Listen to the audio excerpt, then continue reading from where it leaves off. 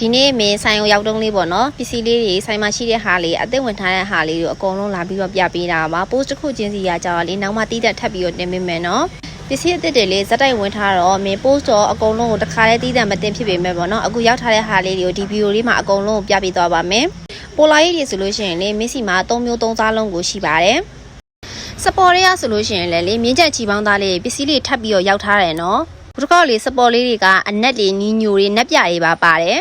ပြောင်လေးတွေမှာဆိုလို့ရှိရင်လေချင်းမိုက်ပြောင်လေးလည်းရှိမယ်အင်းလေးချီပြောင်လေးလည်းရှိမယ်ချီပိုးပြောင်လေးလည်းရှိပါတယ်ဒါကြောင့်လေမင်းတို့ပါတိတ်အစင်လေးပေါ့နော်ပါတိတ်ကဂွင်းတွေလည်းရှိမယ်ဝမ်းဆက်ဆာလေးလည်းရှိမယ်ပစိုးလေးလည်းရှိတယ်ပေါ့နော်ဒီအလေးလိုက်လေးကြောင့်ပိုလာရေးပန်းရိတ်တွေကအလေးလိုက်လေးပါ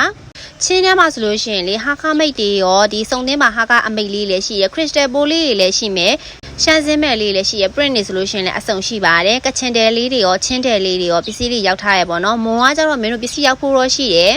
ပိုလာရေးထရောလေပစ္စည်းတွေရောက်ထားတာအရမ်းများလို့မလို့ပြီးမှကိုထပ်ပြီးတော့တင်းတန့်ကိုတင်ပေးမယ်ပေါ့နော်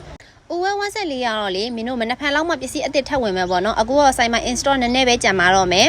ဆက်ချီပါကြိတ်ဝမ်းဆက်လေးတွေပြီးတော့ရှမ်းရိုးဝမ်းဆက်လေးတွေတော်တော်လေးကိုလှရဲသူကလုံးဝရက်ကန်းချီတယ်စစ်စစ်လေးနော်ဒါလေးကလေပစ္စည်းအသစ်ဝင်တယ်ဒါပေမဲ့မင်းတို့ပုံမရိုက်ဖြစ်တာဂန်းကောပန်းထိုးဝမ်းဆက်လေးတွေပန်းထိုးဝမ်းဆက်လေးဆိုလို့ရှိရင်ကာလာလေးအစုံရှိပါသေးတယ်